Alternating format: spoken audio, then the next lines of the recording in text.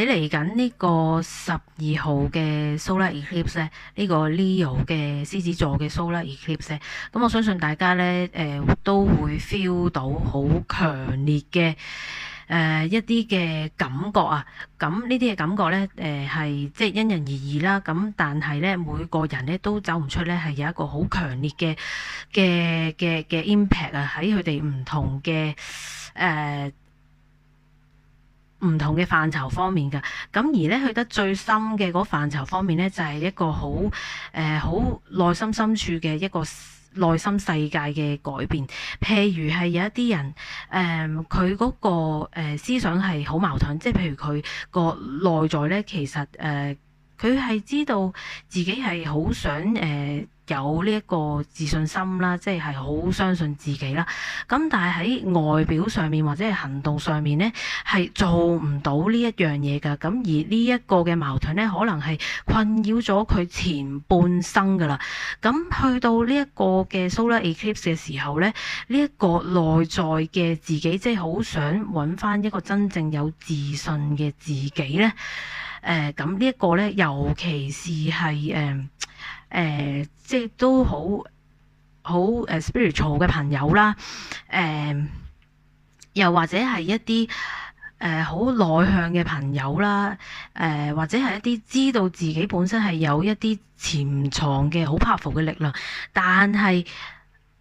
好驚自己會有發揮嘅呢一日。咁呢啲嘅朋友咧，特別受到呢個 Solar Eclipse 影響嘅。咁聽到呢度咧，我唔知大家會唔會有呢一種嘅感覺啦。咁所以咧，其實由8月咧一開始嘅時候咧，已經係即係首先我自己個人咧，我已經係受到佢好強烈嘅影響。咁係由physical body 開始嘅。咁我由8月開始咧，已經覺得係非常之攰，醒即係瞓完之後咧，醒咗之後咧，隔咗幾個鐘咧，依然係好想繼續瞓嘅。咁我唔知大家咧，即係都會唔會有呢種咁嘅感覺啦。咁即係所以咧，點解呢一個8月12號嘅呢一個 Solar Eclipse 咧，即係被譽為咧係呢個世紀以來啊，係最重要嘅一個 Solar Eclipse 嘅 moment 啊。咁而且咧喺呢個8月咧，或者係8月12號啦嚇，除咗有呢個 Solar Eclipse 之外咧，其實係有六星連珠啦，而且係呢個英仙座流星雨嘅最 peak 嘅一個 moment。咁所以佢嘅星體能量咧，或者係天文嘅能量咧，其實真係影響得我哋每個人係好深好深。咁當然有啲人咧係未必會感受到呢一樣嘢嘅。咁但係喺呢個8月12號或者之後咧，其實呢一個嘅 impact 咧係真係即將會咧影響到我哋每一個人非常之嚴重嘅。咁當然啦，其實我哋每一樣嘢咧都係有兩面嘅。即係喺我哋呢個嘅世界，即係 majority 嘅人口咧，都係有兩極嘅。咁一個極咧就係好極致去尋找我哋嘅心靈嘅歸屬啦，即係或者係spiritual 嘅心靈上邊嘅慰藉啊安穩嘅朋友啦。咁呢個係一個極啦。咁另外一個嘅極咧就係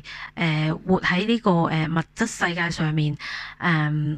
冇去深究過到底自己處於嘅世界到底係一個咩環境之中嘅一啲人啦。咁呢個又係第二個極啦。咁喺呢個 Solar Eclipse 嘅時候咧，咁就要即將咧呢兩個極嘅環境之中入邊嘅朋友就會有一個好大嘅改動噶啦。因為無論喺即係喺我哋呢一個太極入邊嗰個圖啦，喺黑色嗰塊入邊嘅白色，咁而喺白色嗰塊入邊嘅黑色嗰點咧，即係呢兩個極小點嘅能量咧，就會形成一個 bridge 噶啦，即係就會形成一條橋噶啦。咁我講白啲咁講就係話咧，其實而家好多只係關注於 spiritual 嘅朋友咧，其實係俾如果佢冇留意到自己喺個 spiritual 世界嘅環境入邊嘅 reality 呢，即係嘅真實世界到底係發生咩事嘅話呢，咁其實呢，佢哋就係同我頭先所講，喺我哋物質層面上面世界冇揾真正嘅自己嘅人呢，其實係一樣嘅。咁呢堆 majority 嘅人呢，佢哋嘅所得知道嘅世界呢，就即將要呢係被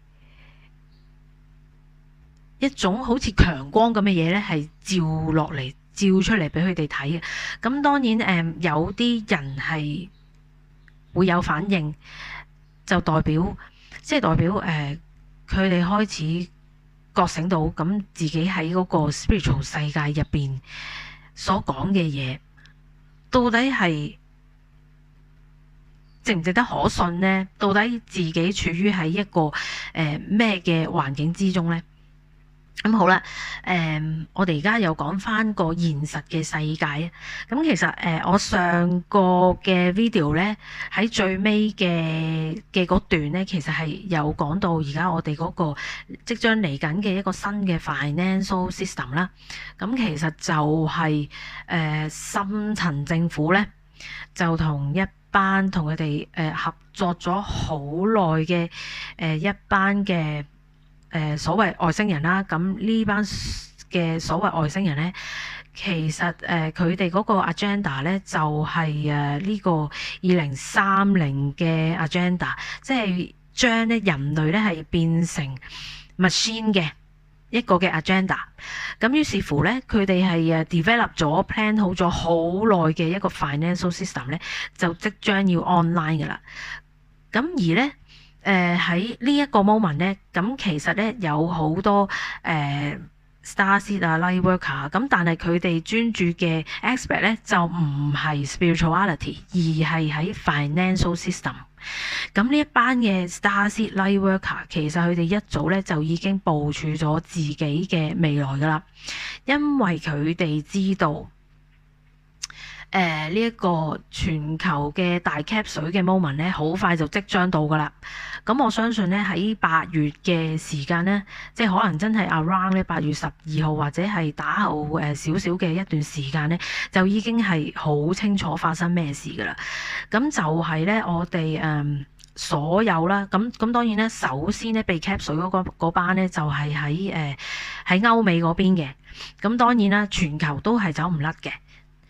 咁喺呢個 cap 水嘅時間咧，就好多嘅中產啊、有錢嘅人啊，即係嗰堆有錢嘅人咧，並唔為意到即係並唔為意到自己係活喺一個嘅乜嘢嘅真實世界入邊啦。咁於是乎咧，喺一個so called 叫做 Black Swan 嘅 events 咧。喺市場上邊嘅資產咧就會被蒸發㗎啦。咁喺呢個蒸發嘅時間咧，呢啲嘅大財團啊、影子政府啊，就會喺趁呢一個嘅機會咧，就將嗰啲人嘅金錢啊、資產啊，咁就會 capture 晒㗎啦，即係成為佢哋嘅籠中物。咁喺呢一個嘅階段咧，就會即將咧係會有一堆嘅 cryptocurrency，即係呢個即係所謂嘅虛擬貨幣啦，就會咧即將咧係成為咧呢一個嘅新嘅有錢佬嘅資產啦。咁於是乎咧，咁其實係真係有一班人係睇得好通、睇得好透嘅一班人。咁我就稱呢啲人咧，稱之為即係 Starseed Lightworker 啦。咁佢哋喺佢哋自己嘅 social platform 入邊咧，其實都有講關於呢啲陰謀論Awakening 關於 humanity 福祉嘅呢一堆人咧，真係好少。但係真係有呢一堆人。咁佢哋咧就share 咗佢哋即係對呢個 financial system 嘅睇法啦。咁而咧喺佢哋個分享當中咧，就係話嗰幾隻嘅 cryptocurrency 咧，如果你而家係貧困嘅話，但係如果只要你擁有呢啲嘅資產嘅時候咧，你就將會咧一夜暴富噶啦。嗱咁講到呢度咧，咁其實可能會 hit 到好多人嘅 nervous system，即係一啲old 嘅，即係一啲舊嘅對於金錢嘅一啲嘅質疑啦嚇，一啲對於金錢嘅信念咧，就會起咗好多質疑啊，好多嘅 emotional 嘅 reaction 出嚟噶啦。有冇咁大隻蛤乸隨街跳啊？即係類似啲咁樣嘅嘢啦。咁即係當然啦，我自己首先都係有呢個咁嘅 reaction， 但係當我哋去深入去睇呢一個世界，即係去睇各種各樣嘅陰謀論嘅真實性啦，成個嘅社會結構啦，同一時間我哋喺睇而家世界咁多嘅戰爭啊，政治上邊嘅表面上嘅角力啦嚇，咁其實又真係睇到喎，喺背後喺經濟金融嗰個世界入邊所發生嘅嘢咧，就真係嗰一班嘅Starship Lightworker 所講嘅嘢。咁所以即係經過一輪嘅 deep research 之後咧，我其實我自己都好相信係咁嘅一回事咯。所以咧 that's why 咧，點解去到呢一個嘅 moment 咧，依然咧即係喺人類嘅 population 入邊咧，可能只係得5% 嘅人只係會去留意住cryptocurrency， 即係呢個虛擬貨幣嘅市場嘅結構啦。而大眾咧係一無所知，或者甚至乎係好 against 呢一回事嘅，即係好一提到cryptocurrency 咧就已經起晒槓，即係冇可能嘅。我要去against 呢一樣嘢，但係無論你 against 又好，憎又好，即係點都好啦，其實我哋去睇翻呢一個嘅 reality 咧，我哋去做呢個 research 嘅時候咧，呢個嘅新嘅 financial system 咧就已經係好 ready 噶啦，真係好 ready 嘅，冇90%都有80%幾噶啦。咁所以咧係啦，佢哋所 share 嘅講嘅嗰幾隻嘅 cryptocurrency 其實係同呢個跨境支付有關嘅。咁去到呢個時候咧，係啦，喺呢個時候咧，咁其實即係嗱，真係好大機會喺 eclipse 嘅時候咧，外界係會有好多嘅 story 係會發生嘅，即係無論係意外又好啊，災難又好啊，某一啲嘅國家元首發生咗一啲嘅事啦嚇，即係可能俾人刺殺又好，或者係佢哋做出嘅某一啲嘅決策又好，咁其實咧係好大機會咧就會有呢個 Black Swan 嘅 event 出現嘅。咁所以 before that 咧，雖然係都幾 urgent 嘅，咁大家咧。因為而家又有 AI 啦，咁其實大家不妨咧可以好好去善用呢個 AI 去做你哋自己嘅 research 咯。咁我哋下次咧就再講啦。咁其實佢哋點樣去利用